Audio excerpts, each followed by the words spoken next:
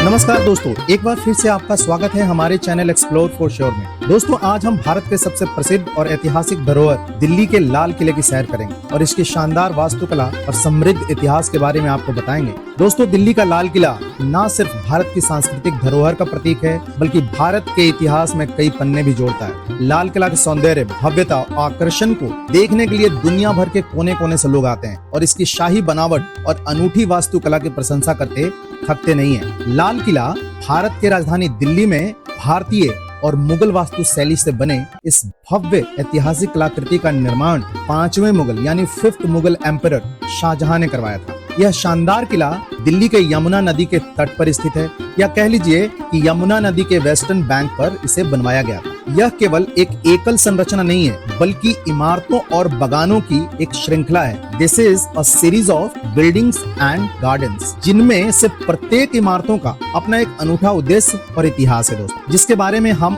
किले के अंदर जाकर आपको बताएंगे। तो चलिए जानते हैं इस शानदार किले के बारे में और विस्तार से। दोस्तों, लाल किला, जिसे रेड फोर्ट भी कहा जाता है, आम बोलचाल के भाषा में हम इसे जनरली रेड फोर्ट या लाल किला ही जानते हैं, परंतु क्या इसका वास्तविक नाम आपको पता है? मैं आपको बताता हूँ। इसका वास्तविक नाम था किला-ए मुबारक, जिसे बाद में ब्रिटिश शासन काल में बदलकर रेड फोर्ट या हिंदी में आप लाल किला कह सकते हैं कर दिया गया था, क्योंकि इसकी बाहरी दीवारें लाल बलुआ पत्थर यानी रेड सैंडस्टोन से बनी हुई है। इस किले का निर्माण शाहजहां द्वारा साल 1638 टू 1648 के बीच करवाया गया था, यानी टोटल 10 साल लगभग लगे थे इसे बनाने में। यहाँ तक 4-5 साल और लगा था इसकी सजावट में, वो एक अलग विषय है, परंतु जो मुख्य इमारतें हैं उन्हें बनाने में 10 साल का समय लग गया था। ये वही शाहजहां थे जिन्होंने ताजमहल जैसे अद्भुत इमारत का निर्माण भी करवाया था अपनी पत्नी की याद। कहते हैं कि उन्होंने अपनी फेवरेट वाइफ मुमताज महल की डेथ के बाद अपनी राजधानी को आगरा से दिल्ली शिफ्ट किया था और लाल किले को अपने नए शहर शाहजहानाबाद का केंद्र बिंदु बनाया था, यानी राजनीतिक सेंटर था लाल किला दिल्ली का। लाल किला उस जमाने में 17वीं सेंचुरी में, जहां से मुगल शासन व्यवस्था पूरी तरह से चलती थी। शाहजहां ने लाल किले की जो आर्किटेक्चरल डिजाइन का काम उस्ताद अहमद लाहौरी को सौंपा था, जिन्होंने ताजमहल के निर्माण में भी महत्वपूर्ण भूमिका निभाई थी। हम आपको बताना चाहते हैं कि यह किला मुगल आर्किटेक्चर का शिखर है, पीक कह सकते हैं मुगल आर्किटेक्चर का, जिसमें फारसी, टर्किश और इंडियन आर्किटेक्चरल स्टाइल को मिक्स किया गया था इसके डिजाइन में, इसकी बनावट के। जहां तक लाल किले की साइज की बात है दोस्तों, तो यह आगरे का जो फोर्ट है, आगरा फोर्ट, उससे लगभग साइज में डबल है, जो कि 2.5 किलोमीटर से अधिक लंबी दीवारों से घिरी हुई है। तो वहीं फ्रंट साइड में इन दीवारों की जो ऊंचाई है वो 35 मीटर तक है, जबकि पीछे वाली दीवारों की ऊंचाई थोड़ी कम थी, लगभग 18 मीटर है। किले का जो परिसर है, जो पूरा किले का जो एरिया है, वो लगभग 255 एकड़ क्षेत्र में फैला हुआ है। बहुत ही विशाल परिसर था इसका। दोस्तों, ये एक लाल किला ऐतिहासिक प्राचीर है, रैम्पार्ट्स ऑफ द रेड फोर्ट, जिसे आप अभी देख रहे हैं फ्रेम में। ये किले का प्राचीर कहते हैं इसे। इस प्राचीर का निर्माण औरंगजेब ने करवाया था, जिसे किले के मुख्य द्वार यानी मेन एंट्रेंस को छुपाने या आड़ देने के लिए बनाया गया था, ताकि किले को और सुरक्षा प्रदान की जा सके। यह आड़ देने के वजह से ही इसे घूंघट वाली दीवार भी कहा जाने लगा था। कहते हैं कि उन दिनों जब शाहजहां कैद में थे, तो उन्होंने औरंगजेब को एक चिट्ठी लिखी थी और कहा था कि इस दीवार को बनवाकर मानो तुमने दुल्हन के चेहरे पे नकाब डलवा दिया। लेकिन आज यही प्राचीर लाल किले की पहचान बन गई है, जहां से हर साल 15 अगस्त को स्वतंत्रता दिवस के मौके पर भारत के प्रधानमंत्री राष्ट्रीय ध्वज फहराते हैं और देश को संबोधित भी करते हैं। किले के दक्षिणी भाग, जिसे दिल्ली दरवाजा के नाम से जाना जाता है, वहीं से जामा मस्जिद के लिए रास्ता जाता है और मुगल बादशाह उस समय इसी रास्ते को अपनाकर जामा मस्जिद नमाज पढ़ने जाते थे। जब लाल किला अंग्रेजों के अधीन था, तब 1903 में यानी 1903 में लॉर्ड कर्जन दिल्ली के जो लाल किला का जो गेट है, दिल्ली गेट के दोनों साइड पत्थर के 2 ब्लैक हाथी, 2 ब्लैक एलिफेंट बनवाकर वहां खड़ा करवा दिया था, जो आज भी वहां मौजूद है। वो अलग बात है कि आज टूरिस्ट वहां नहीं जा सकते हैं, बट वो आज वहां है, हमने देखा है उसे। वैसे तो इस लाल किले में कुल 5 दरवाजे हैं, परंतु लाहौरी गेट किले में दाखिल होने का मुख्य द्वार था। जो कि चांदनी चौक के ठीक सामने है। ऐतिहासिक रूप से इस द्वार का उपयोग बादशाहों द्वारा किले में प्रवेश करने के लिए किया जाता था, जो आज भी आगंतुकों टूरिस्ट के लिए एक मुख्य प्रवेश द्वार है। हम आपको बता देना चाहते हैं कि यह गेट लाहौरी गेट इसलिए कहलाता है क्योंकि इसकी जो फेसिंग है वो लाहौर सिटी की तरफ है।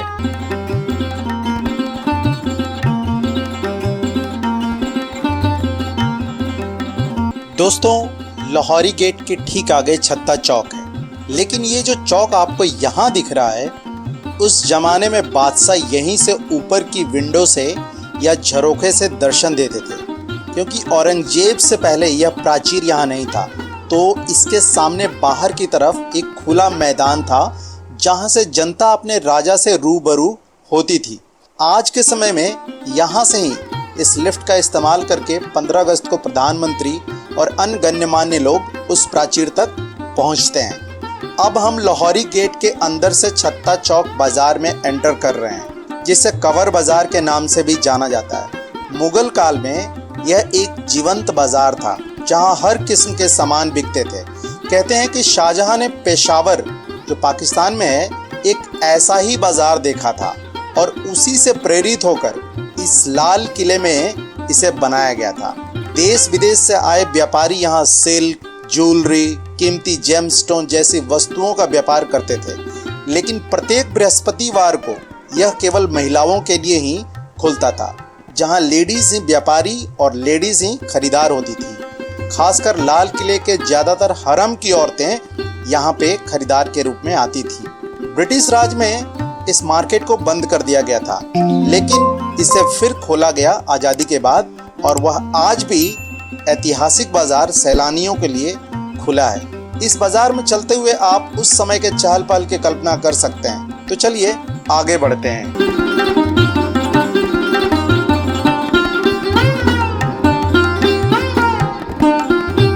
दोस्तों, जैसे ही आप छत्ते बाजार से बाहर निकलते हैं तो आपकी नजर ठीक सामने 2 मंजिला इमारत पर जाएगी, जो है नक्कार खाना या नौबत खाना। लेकिन उससे पहले यहाँ एक चौक हुआ करता था जो ब्रिटिश काल में उजड़ गया। साथ ही इस चौक के दाएं और बाएं मनसबदारों और सामंतों के मकान, दफ्तर और बैठकें हुआ करती थी, जो ब्रिटिश काल में बनाई गई मिलिट्री बैरक्स और कॉलोनियल बिल्डिंग ने उसका स्थान ले लिया है। अब सामने ये जो नक्कार खाना बिल्डिंग आपको दिख रहा है, इसे स्वागत द्वार भी कहा जाता था। यहाँ संगीतकार बादशाह और अन्य गणमान्य व्यक्तियों के आगमन की घोषणा करने के लिए ड्रम बजाया करते थे।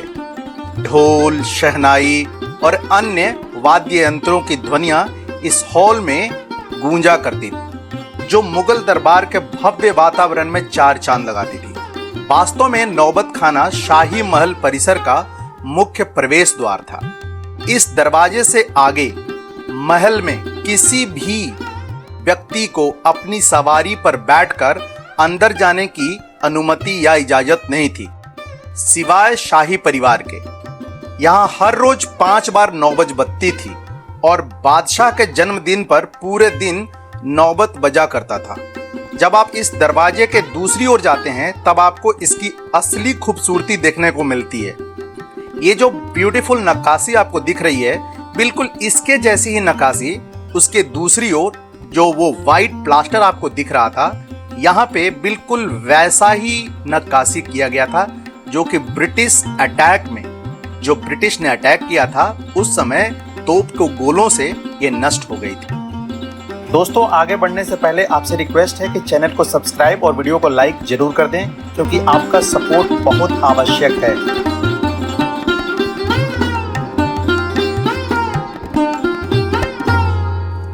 दोस्तों, जब आप नक्कार खाने से सामने देखते हैं तो आपकी नजर सीधी दीवाने आम पर चली जाती है, हॉल ऑफ पब्लिक ऑडियंस, यानी जिसे आम सभा भवन भी कहा जाता है।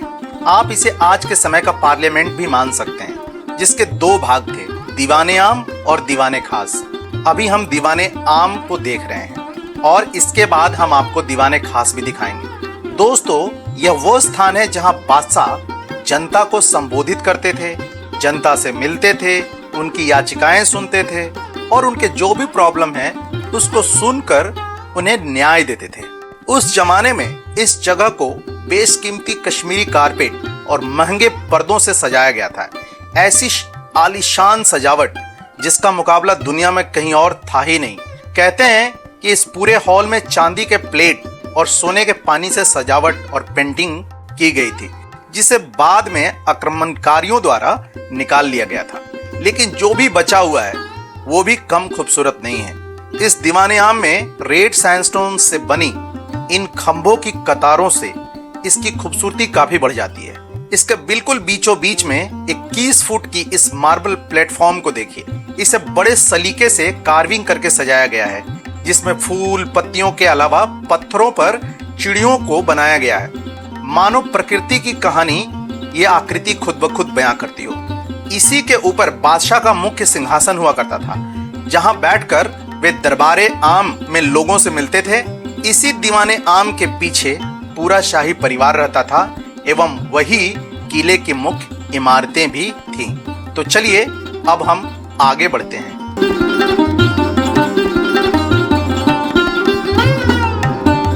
दोस्तों, लाल किला परिसर का ये वो जगह है जहाँ पे महलों की एक पूरी श्रृंखला है, जैसे खास महल, रंग महल, दीवाने खास, ये सारी बिल्डिंग्स यहाँ पे हैं। हम एक एक कर सभी बिल्डिंग्स को देखेंगे। दोस्तों, ये जो इमारतें आपको यहाँ दिख रही हैं, इनका उपयोग प्रशासनिक, आवासीय, धार्मिक और मनोरंजन कार्यों के लिए होता था। उन्हीं में से एक इमारत जिसका अभी हम दर्शन करने वाले हैं, रंग महल। तो चलिए उस बिल्डिंग के बारे में विस्तार से जानते हैं। इस लाल किला परिसर में एक और महत्वपूर्ण संरचना है, रंग महल। हम आपको बता दें कि यह महल शाही परिवार के लिए आराम और मनोरंजन के लिए एक विशेष जगह थी। जैसा कि इसके नाम में ही रंग शब्द है, तो आसानी से समझा जा सकता है कि यहाँ का माहौल काफी रंगीन रहता होगा। रंग महल उस युग की कला और वास्तुकला की दक्षता का एक गवाह है। इस इमारत की अंदरूनी हिस्से को उस समय में बहुत प्रोफेशनली आर्ट वर्क और रंगों की पेंटिंग करके सजाया गया था। इस इमारत के कुछ अपार्टमेंट को शीश महल भी कहा जाता है, क्योंकि कमरों की दीवारों और सीलिंग पर छोटे छोटे मिरर लगे हुए थे, जिनके अवशेष अब भी कहीं कहीं बचे हैं। कहते हैं कि इस महल में जब जब शाही दावत यानी रॉयल पार्टी होती थी, तो जो लैंप्स और मोमबत्ती जलती थी तो उसकी रोशनी सभी शीशे के दर्पण पे ऐसे पड़ती थी कि मानो आसमान में सितारे जगमगा रहे हों। यहाँ बीच में एक लोटस फाउंटेन भी है, जो नहरे बहिश्त से जुड़ा हुआ है, जिसका प्रयोग इस महल के दीवारों को ठंडक देने के लिए होता था। दोस्तों, अभी जो हालत इस बिल्डिंग की दिख रही है, इसकी वो बहुत ही बेकार कंडीशन में है, जिसके लिए ब्रिटिश भी जिम्मेवार है। हुआ ये था कि जब लाल किला अंग्रेजों के हाथ में था, तो 19वीं सेंचुरी के एंड में यहाँ ब्रिटिश फौज रहती थी, जिन्होंने इस इमारत का इस्तेमाल किचन के रूप में किया था, जिसका परिणाम ये हुआ कि इसके दीवारों और छतों पर काला काला धुआं की परत जम गई थी। परंतु इसके लिए कुछ हद तक हमारी सरकारें भी जिम्मेवार हैं, जो इनका देखभाल ठीक से नहीं कर पा रही हैं। आप इसकी खूबसूरती की कल्पना कर सकते हैं। तो चलिए आगे बढ़ते हैं।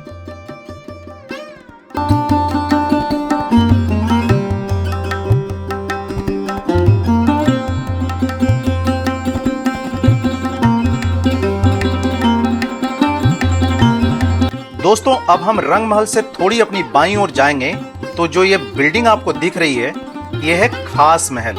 जी हाँ, स्पेशल पैलेस। ये शाहजहां का निजी निवास महल था। इसमें 3 भाग होते थे। तस्बीह खाना यानी निजी पूजा के लिए कक्ष। तस्बीह खाना बादशाह के एकांत की जगह होती थी, जहां या तो वह स्पिरिचुअल प्रैक्टिस करता था या फिर खुदा की इबादत में लीन रहता था। दूसरा है ख्वाबगाह यानी कि सोने का कक्ष, जहां वो आराम करता था। और तोश खाना यानी उनके वस्त्रों को, कपड़ों को, इसमें अलमारियां काफी रहती थी, जहां पे इन सामानों को रखा जाता था, उसे तोश खाना कहा जाता था। यह शानदार महल मुगल काल की आर्ट एंड आर्किटेक्चर का ग्रेट एग्जाम्पल है। खास महल की वास्तुकला फारसी, इस्लामी और भारतीय शैलियों का एक मिश्रण है। महल मुख्य रूप से सफेद संगमरमर से बना है, जो जटिल नक्काशी और इनले वर्क से सुसज्जित है। इन नक्काशियों में आप देख सकते हैं कि कैसे फूल पत्तियों की डिजाइन और जियोमेट्रिकल पैटर्न्स को दर्शाया गया है। खास महल की सबसे मेन अट्रैक्शन में से एक है पेत्रा दुरा वर्क, जो इटालियन पेत्रादुरा वर्क होता है, इनले वर्क, जिसमें मार्बल के ऊपर कीमती पत्थरों को जड़ा जाता है। यहाँ बीच के दीवार पर मार्बल की जाली के ऊपर एक तराजू बना हुआ है जिस पर लिखा है मिजाने अदल, यानी न्याय का तराजू। इसमें साफ साफ चांद और तराजू दोनों साथ साथ देखा जा सकता है और पच्चीकारी का काम भी है, यानी इनले वर्क। इसी तरफ से तोश खाना यानी वस्त्र भवन और ख्वाबगाह यानी शयन कक्ष जो बेडरूम है, वहां जाने का रास्ता भी इधर से ही जाता है। और सभी कमरे पच्चीकारी के काम यानी इनले वर्क से सजाया हुआ था। जगह जगह कीमती पत्थर और इनमें नगीने लगे थे जिन्हें आक्रमणकारियों ने निकाल लिया। ख्वाबगाह के छत पर बना यह गुंबद मुसम्मन बुर्ज कहलाता है, जहां से बादशाह जनता को दर्शन दिया करते थे। हालांकि अब वो पुराना वाला जो बुर्ज है वो अब नहीं रहा, वो टावर नहीं रहा। ये जो अभी आपको दिख रहा है वर्तमान में, ये 1857 के बाद का है। दोस्तों, आगे बढ़ने से पहले आपसे रिक्वेस्ट है कि चैनल को सब्सक्राइब और वीडियो को लाइक जरूर कर दें, क्योंकि आपका सपोर्ट बहुत आवश्यक है।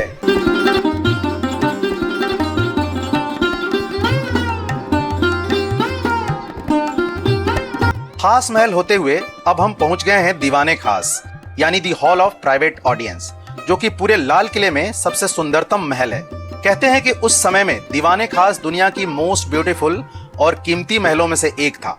दोस्तों, मुख्यतः इस इमारत का उपयोग प्रशासनिक कार्यों के लिए होता था। दीवाने खास मुगल वास्तुकला की भव्यता और शान का प्रमाण है। ये जो पूरा इमारत है वो संगमरमर यानी मार्बल से बना है। इसमें एक बहुत ही बड़ा और शानदार हॉल है जहां बादशाह अपने सबसे प्रतिष्ठित मेहमानों, नोबिलिटी और विदेशी राजाओं या राजदूतों से मिलते थे और उनके साथ निजी चर्चा करते थे। चाहे राज्य के प्रगति का विषय हो या युद्ध की प्लानिंग करनी हो, सब यही होता था। अब जैसे ही इस दालान या हॉल के अंदर की तरफ देखते हैं तो इसकी खूबसूरती आपको मंत्रमुग्ध कर देती है। इसकी दीवारें, खंभों और छतें, सीलिंग इत्यादि इनले वर्क एंड गोल्ड पेंटिंग द्वारा बारीकी से सजाई गई है। वहीं हॉल में एक श्रृंखला में सुंदर मेहराब और कई मार्बल के पिलर्स हैं। प्रत्येक को फ्लोरल पैटर्न से बारीकी से तराशा गया है, जिनमें कीमती पत्थर और जटिल नक्काशी की गई है। दोस्तों, यहाँ का सबसे उल्लेखनीय तत्व था मयूर सिंहासन, द गोल्डन पीकॉक थ्रोन, एक शानदार और अद्भुत सिंहासन जो 100% गोल्ड से बना हुआ था, जिसमें बेशकीमती जेम्स जड़े थे, जिसे 1739 में ईरानियन इन्वेडर नादिर शाह द्वारा दिल्ली पर आक्रमण कर लूट लिया गया था। और साथ में वो बेशकीमती कोहिनूर हीरा यानी कोहिनूर डायमंड भी ले गया था। उस वक्त दिल्ली की गद्दी पर एक बहुत ही लाचार और अयास राजा बैठा था, मोहम्मद शाह रंगीला। कहते हैं कि उसके एक हाथ में शराब तो दूसरे हाथ में शबाब होता था। इस किले के परिसर के भीतर जो व्हाइट मार्बल की ये बिल्डिंग दिख रही है, इसे मोती मस्जिद कहते हैं, जिसे औरंगजेब द्वारा उनकी निजी पूजा के लिए या नमाज के लिए बनवाया गया था। और इस मस्जिद के ठीक बगल में मुगलों का स्नान घर है, जिसे हमाम कहते हैं, यानी बाथरूम था ये उनका। क्योंकि इसे टर्किश स्टाइल में बनाया गया था, इसलिए इन्हें हमाम कहते हैं। इसके बाद चलिए जानते हैं कि किले में मौजूद इस गार्डन के बारे में। वैसे तो इस लाल किला में कई सुंदर बगीचे थे, लेकिन अभी जिसका अस्तित्व बचा है वो है हयात बख्श गार्डन, जिसका अर्थ होता है जीवन देने वाला बाग, जो इस्लामी परंपरा में गार्डन ऑफ द हेवन पर आधारित एक 4 साइडेड गार्डन लेआउट है। उस समय यह बहुत ही खूबसूरत गार्डन था। इसी हयात बख्श गार्डन में 3 और छोटी छोटी इमारतें हैं, जैसे कि सावन और भादो पैवेलियन। बरसात के दिनों में यहाँ पे बादशाह और उनकी रानियां क्वालिटी टाइम बिताते थे। बगीचे के एक छोर पर सावन मंडप था तो दूसरी छोर पर भादो मंडप। जबकि बीच में ये जो लाल महल आपको दिख रहा है, इसे कहते हैं जफर महल, जो लास्ट मुगल किंग थे बहादुर शाह जफर, ये उन्होंने बनवाया था। ये उनका प्राइवेट महल था। वहाँ वो एकांत में किताबें पढ़ते थे, शायरियाँ लिखते थे और स्पिरिचुअल प्रैक्टिस भी करते थे। तो दोस्तों, आज के वीडियो के लिए बस इतना ही। अगर आपको लाल किले और इसके इतिहास के बारे में जानकर मजा आया हो तो इस वीडियो को लाइक करें और हमारे चैनल को सब्सक्राइब जरूर करें, ताकि आपको भारत की धरोहरों की और भी दिलचस्प कहानियाँ मिलती रहें। देखने के लिए धन्यवाद। आपका दिन शुभ हो। मिलते हैं अगले वीडियो में। जय हिंद।